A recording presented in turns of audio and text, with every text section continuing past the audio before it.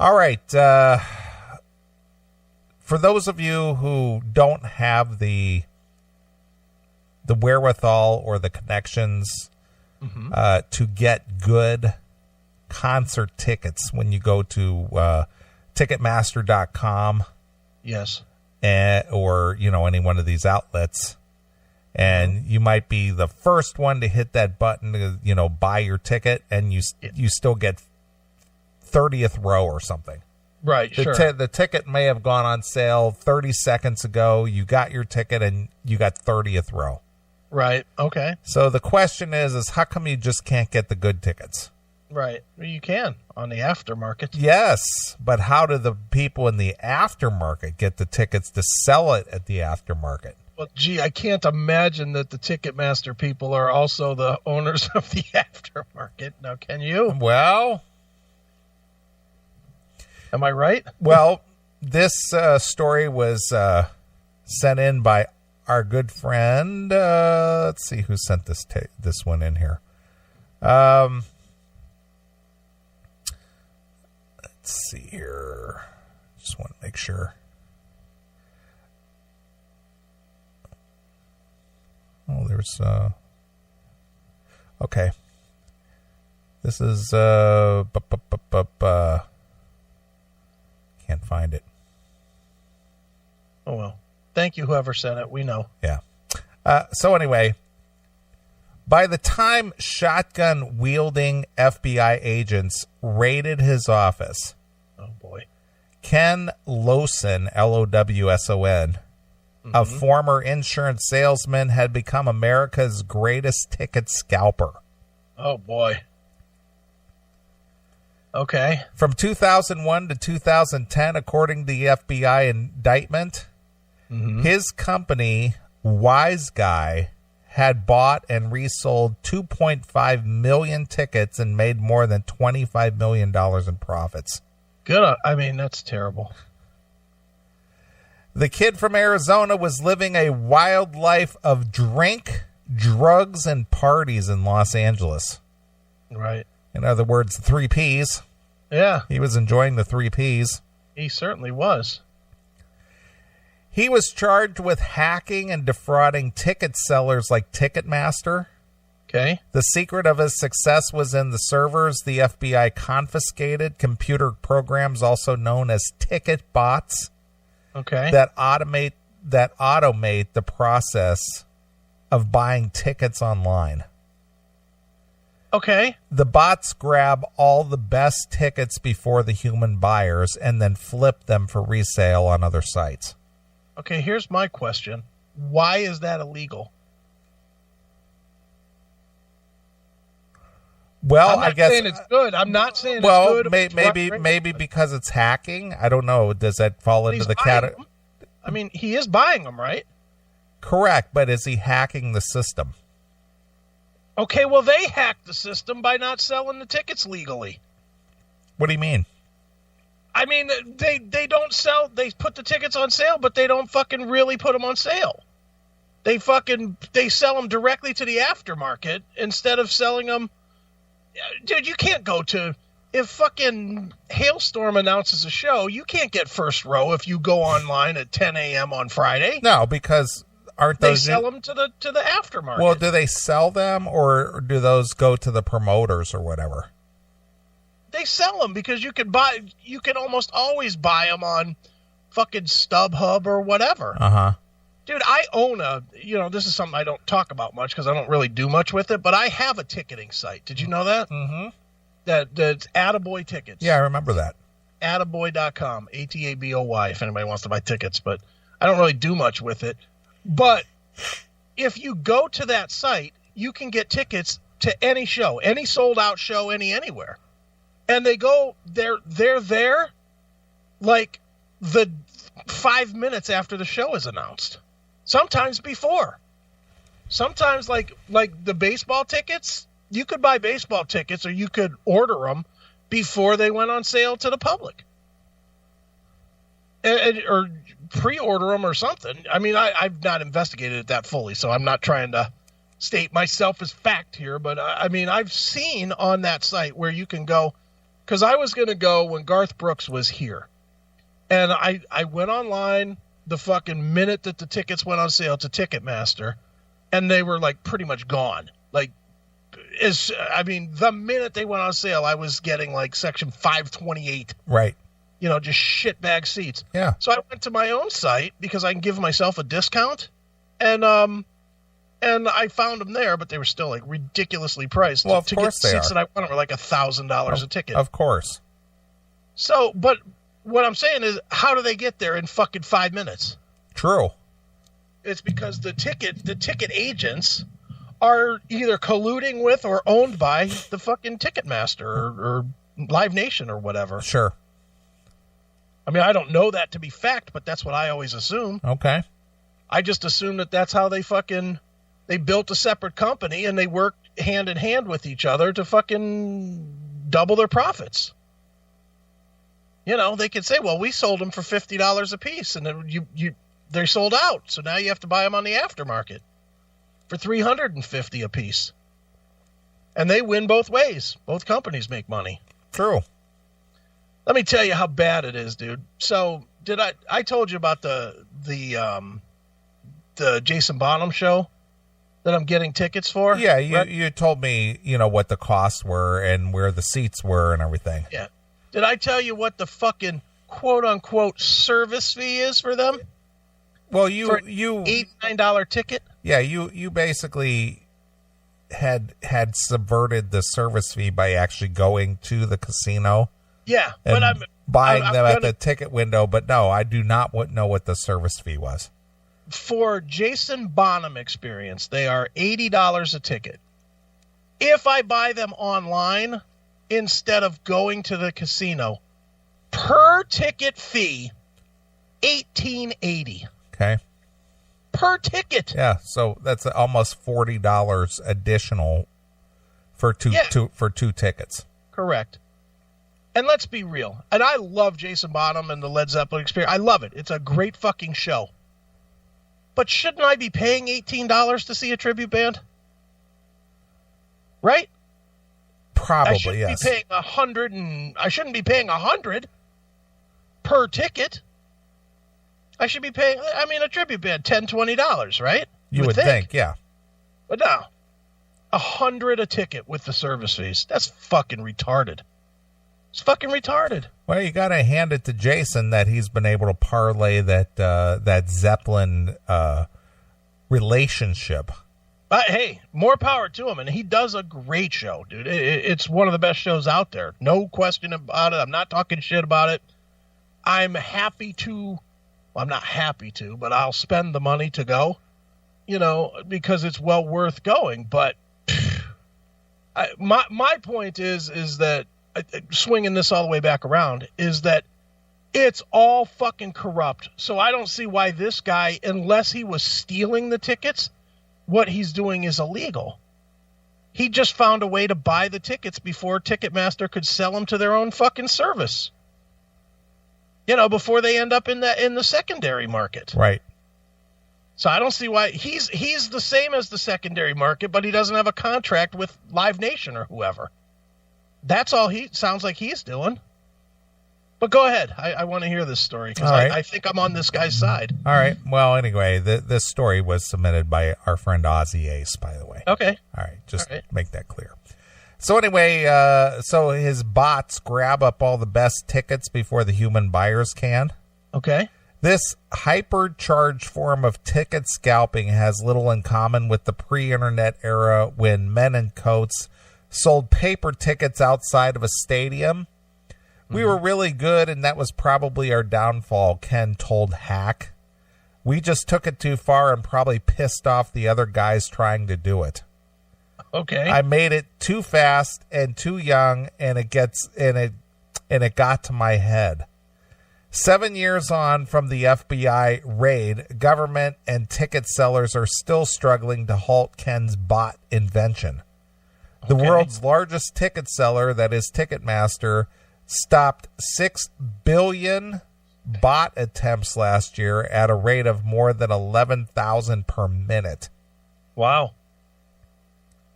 That's a lot. The U.S. has outlawed bots there's why. The UK is considering the same. The Australian Senate wants similar legislation, and New South Wales says it's going to pass it on its own.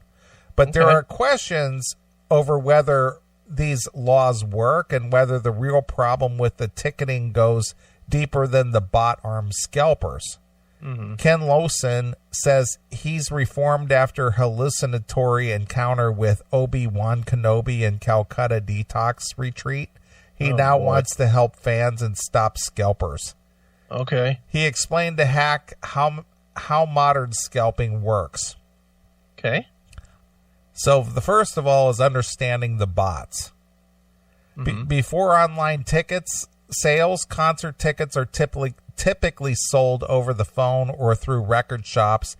Now they can be bought from anywhere in the world. This has massively increased the reach of ticket scalpers who can target sold-out events in any country and also allowed them to hide from the authorities of these countries. Okay. According to Ken, scalpers using ticket bots tend to base themselves in small countries without much government oversight, countries that are known as tax havens. Sounds about right. The U.S. enacted a national law outlawing bots in December last year. So far, there have been no prosecutions. High-profile scalping continues. Sure. Last I heard, the smart ones are moving to places like Gibraltar and the Isle of Man and stuff like that. If they're outside of the nation state's jurisdiction, then they're able to buy. Let's see. And then they're able to buy then. This is poorly written. And then they're able to buy. Then how is the government going to go after somebody, he said. Mm-hmm. Ticketmaster told Hack that bot traffic often comes from Eastern Europe. Okay. Websites like Shows on Sale or Ticket Crusader or Attaboy.com tell members when tickets are going on sale. Sure. They claim they help beat the bots, but they can equally be used by scalpers with bots. One of the top-ranked websites selling bots is registered in Panama.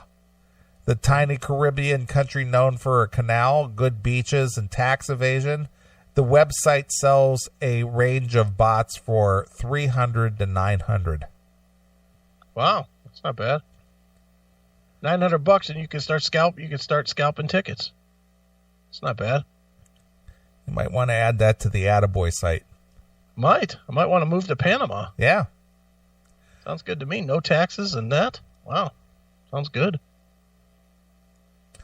Let's see here. What exactly does this software do?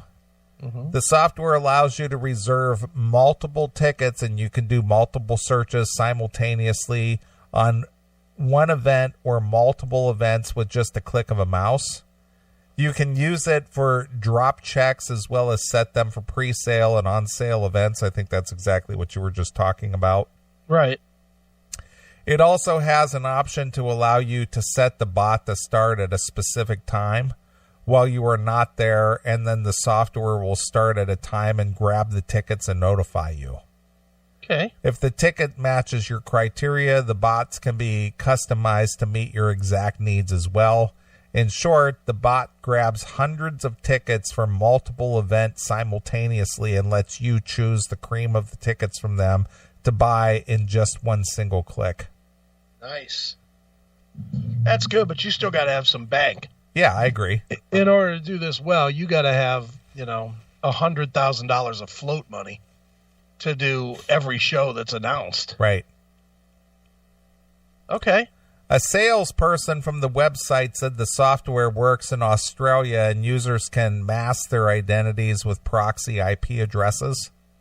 Okay. The software doesn't expose your identity or anything, the seller wrote in a mail. We have been around for more than a decade and have been actively supporting our product for more than ever. The seller said the software bypass the CAPTCHA system, which generates tests that humans can pass but bots can't, like picking out words being squiggly lines, etc., by using third-party bypassing companies that type the captchas for you. Yeah, or that bullshit that they got now with which one of these pictures is a bus? Right. Yep.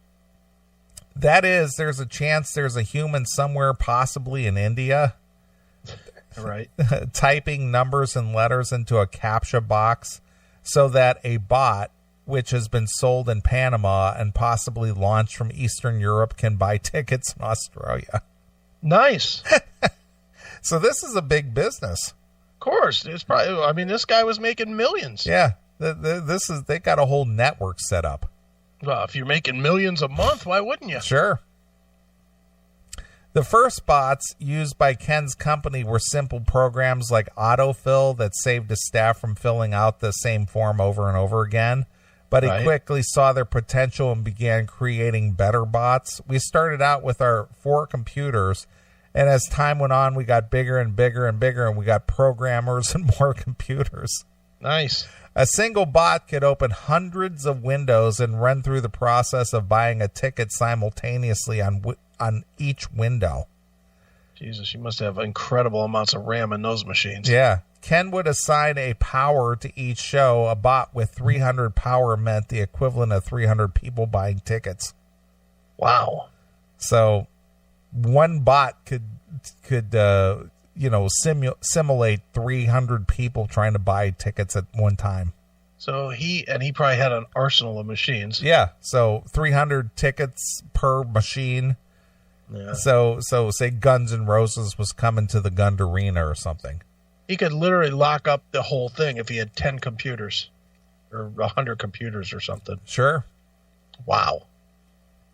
Ken's company also shaved millions off of ticket buying by exploiting the lag, or latency, of data signals crossing the country. Okay. What we did is we spread 30 servers geographically around the country, and every time, sure as shit, only one of them would get all the seats. Nice. So not only was he working out of his, say, California office or wherever the hell he was, he had servers all over the country. Yeah, and then he would. This makes a whole lot of sense. As a tech, I'm listening to this, and I'm like, yeah, I can see that. He would flood their computer from all over the country and then lock up all the tickets so nobody could get them. Yeah. That makes perfect sense. For example, when tickets for the 2006 Rose Bowl, the Super Bowl of U.S. College, went on sale, Wise Guy bought 882 out of 1,000 tickets. Wow. And they were all the best seats. They were all the good ones. Yeah, because they locked everybody out by the second they went on sale. They locked out probably everything at the highest price frame. Sure. Smart. The FBI indictment lists other examples. In 2007, Wise Guy bought more than 11,700 Bruce Springsteen tickets worth more than $1.3 million, as well as 1,924 tickets for the New York Yankees playoff, and 11,984 tickets for Miley Cyrus concerts. Oh. All right, do you think this guy should do jail time? Well, I don't know what the law is. That's the thing. I'm with you on your original statement. Yeah. That what is the illegality of doing this? Yeah, I mean, it's not like anybody got ripped off. He bought them. If you went to a car dealer and bought every car on the lot, that wouldn't, I mean, yeah, that sucks for the other guy that was waiting his turn in line, but it's not really illegal either. Yeah, I don't understand. I mean, I get it. The technology, they're trying to what they're trying to do is have some kind of fair technology is what they're trying to do. But this guy fucking subverted it. I don't see that this guy should not do any time, if you ask me. I mean, there's zero hurt in it other than people having to pay him higher for the tickets, I guess. Right. But there's I don't know. I find it hard to understand how they can penalize this guy when the secondary market is fucking way bigger than the primary market these days. You know, I mean, if you look at it, there's Live Nation, but there's a million ticket agents out there now. There's ton. I mean, dude, how many times have you looked up tickets and you get taken to some bullshit place? You know, for tickets, it's crazy now. It's not even in the old days. Remember before Ticketmaster, or I guess it was Ticketmaster, but you would go to, I guess you went to Ticketmaster.com, and that was the only place that you went for tickets. Yeah, the place that I used to go to was it at Kaufman's or something over in Chapel Hill? Sure. Now I'm talking about when it went online. When it first went online, you only went to Ticketmaster. Yeah, that was pretty much it, yes. And now, man, you see some tickets to something, and you click on it, and you get taken to fucking ticketsforyou.org or some shit. You know, you get taken to some bullshit ticket place. Even from some of the original, like the main sites. You know, you go to the Roxino or something. I'm not saying that they do it, but I'm just throwing that as an example. If you go there and then you click out, you end up at you're not at Ticketmaster or Live Nation. You're somewhere else, you know, to buy tickets. And it's crazy now. So I don't see, maybe they're trying to zero that back in. I don't know. I don't get how this is a crime, regardless of if it's bots or not. I don't understand why bots would be illegal. Well, let's see. We'll continue on the story. Let's see if they explain where the illegality is. Okay. Ken claims Wise Guy dominated 90% of the ticket sales in America. Wow. They sold tickets to other scalpers or brokers who sold directly to fans. Yep. Okay. After the FBI raided his office, Ken and his colleagues faced 42 charges of hacking. Mm-hmm. Okay. And defrauding ticket sellers. How? Well, he's buying. Let's find out. His lawyer argued his bots went through the same ticket buying process as a human, only much faster. Okay. He had not hacked the site. That's what I'm thinking, too. It sounds not guilty to me. All right. Ultimately, he accepted a plea deal and stayed out of jail. Oh, wow. There was never a ticket crime they could get on us, including the bots, he said. Yeah. So, wow. Sounds like he got bad advice from his lawyer. Well, I mean, I guess you don't roll the dice when you can get out of jail, but true. But doesn't sound like he committed a crime. Well, I don't know all the laws, but you know, just the hacking part. But he didn't hack. Well, dude, if I type faster than you, does that mean that I hacked the system? I agree, but again, I don't know if there was anything extenuating beyond the bots. Yeah, well, it just said in that story that he didn't. It just did it faster. Right. So, I don't know. This is iffy. It is iffy. Well, he didn't go to jail. Yeah, well, and good for him. He probably kept his money too. Right. Scalpers with bots are competing for tickets that go on sale to the public, but often this is less than half of all the tickets to the event. The rest are diverted to promoters, agents, labels, and fan clubs, or set aside for expensive package deals. Yeah. 70 to 80% of your scalp tickets are bought from the inside, Ken said. The 2016 investigation by the New York Attorney General found most tickets are pre-sold. To reuse the example of the 2006 Rose Bowl, the stadium had 100,000 seats, but only 1,000 went on sale to the public. Wow, really? That's what it says. 99,000 were dealt with by who? Promoters? Promoters, agents, labels, the school. 99,000? Apparently. See, that sounds corrupt all by itself. Yeah. All right. My lawyers were like, what about the other 99,000, Ken said. Yeah. The Ticket Brokers Association of Australia, the industry body representing ticket scalpers or brokers, say its members don't use bots, and it supports the introduction of the anti-bot law. It also says there's no solid evidence of bots use in Australia. Neither the NSW government, which wants to ban bot ticket sales, nor Ticketmaster could provide any figures on bot use in Australia. Sounds to me like this guy's going to be flying with a couple $100,000 to Australia. Yeah. Even if bots are being used in Australia, stopping them will not give the fans access to all the tickets, many which are being diverted for pre-sale. Right. The bot guys are competing for what is actually sold to the public. So basically what they're saying is that they don't even offer the good ones for sale anyway. Yeah.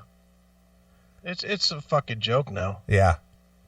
Nobody is saying how many they're selling. If you have a 20,000 seat venue and 18,000 seats are never sold to the public, how can bots be responsible for those? True. You can't really kill a poison tree by chipping off its branches. You have to pull it out by the root. If they want to make rules, they should make them at the primary level. This sounds exactly like what I'm thinking. I agree with this guy. The primary level is where tickets are sold first. Websites like Ticketmaster or Ticket Tech, the two largest ticket sellers in Australia. The secondary market is the resale sites, places like Ticketmaster website or Viagogo or eBay or Gumtree. Okay. StubHub or wherever. Yeah. Ken points out these resale sites collect a fee for every ticket. In the case of Ticketmaster, it can be as high as 15% of the ticket price. That means the ticket seller can double dip, collect the fee on the primary ticket and then on the secondary ticket. Right. This creates a disincentive to crack down on ticket scalping, or at least introduce more transparency about how many tickets are actually being sold to the public. Okay. If the seller are being charged 10% and the buyers are being charged 10%, these markets are making more than the scalpers. That's where all the billions are in the transaction fees, just like what you just said. Yeah, no shit. The proposed NSW legislation includes giving the government power to order event organizers to disclose the number of tickets available for sale to the public. See, I'd like to know that myself. Ticketmaster is owned by Live Nation, the world's largest event company. Live Nation also owns Australian venues and festivals and manages artists. Ticketmaster has repeatedly declined hacks' requests for interviews.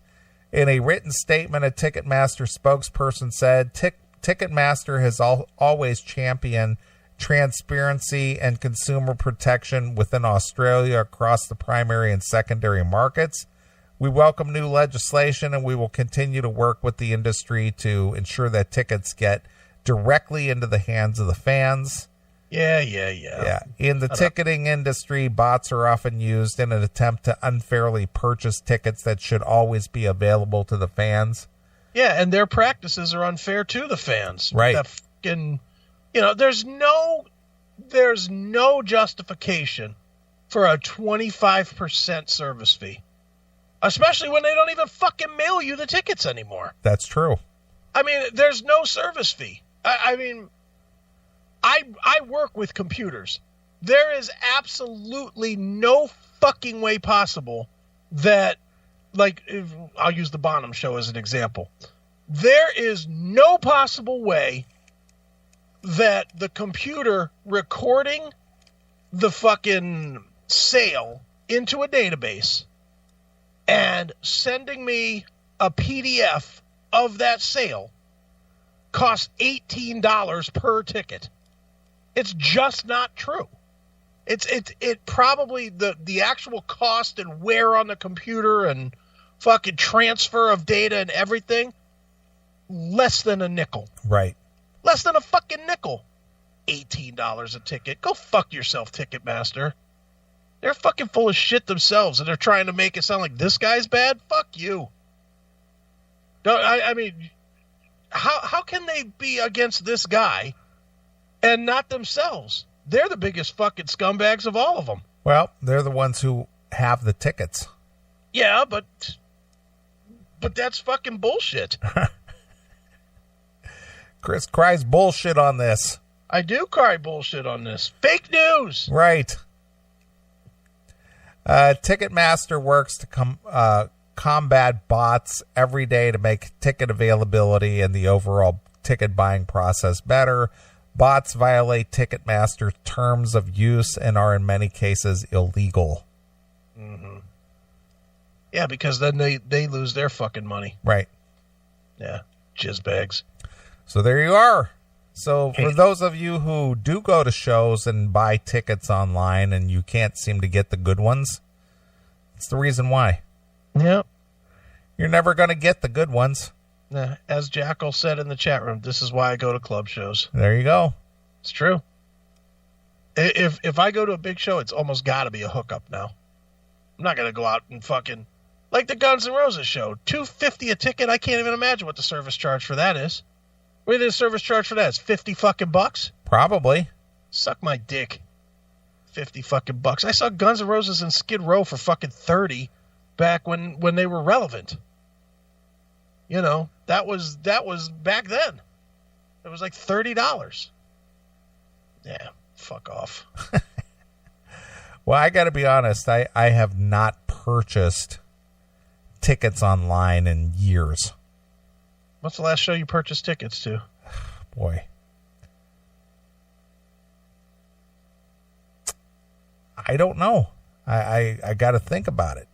What if you want to talk about a sporting event? I guess the last one would be that I purchased pirate tickets. All right. What about AC/DC? Was that it? That was like 2007. Was that the last time, or have you bought something since? No, I don't think I bought anything since. Jesus, 10 years. Yeah, I went to the Black Ice tour. Yeah, I mean, I buy stuff for the Roxino here and there. I've bought Slash tickets, and I've bought Steel Panther, Bonham, Jason Bonham Experience a couple times. I like that venue. That's why I do it. But every time I've done it, I go over there and buy them. Though I will not buy them online. That's fucking retarded to pay all that extra money, where I could drive 10 minutes and get them. You know, but I don't know. The whole thing is just fun.